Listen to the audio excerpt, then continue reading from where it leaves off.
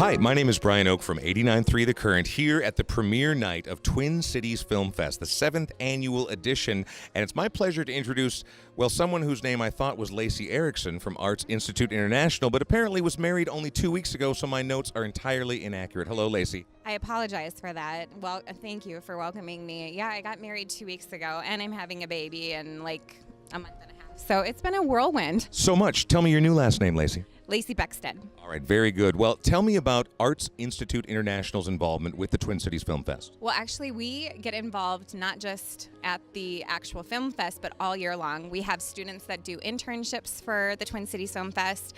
We had some animation students do some really cool animations for the Oscar night that we had back in February. And coincidentally, some of our film students are actually filming right now. So yeah, we get involved in many different ways. We're always looking for ways for our students to get involved with community events and different things so they can build their repertoire.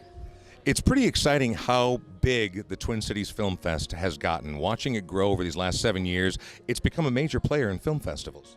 Absolutely. And Jayton, the executive director, he goes all over the United States, and I really look up to him as a professional. He does a very good job, and we get some really amazing films. My favorite one last year was Room, of course, that ended up winning a ton of awards. So it's really cool to see those films right away right here in Minneapolis.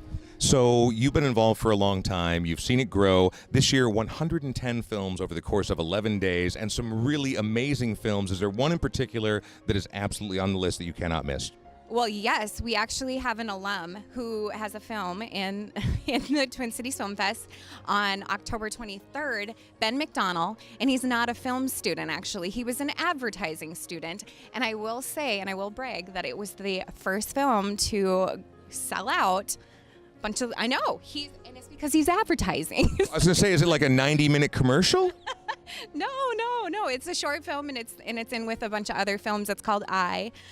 So we're really, really proud of him that he got his film in the film festival. Last year we had an alumni, Kelly Wong, and it's been really great. It's great to see our film students get such success right here. One last question for you. Yes. Being a fan of film, being involved with all this, is there one film that maybe hit you when you were young, teens, 20s, whenever it might have been, that has stayed with you, that you go back to again and again, and you still are not quite sure you understand or you'll never be tired of?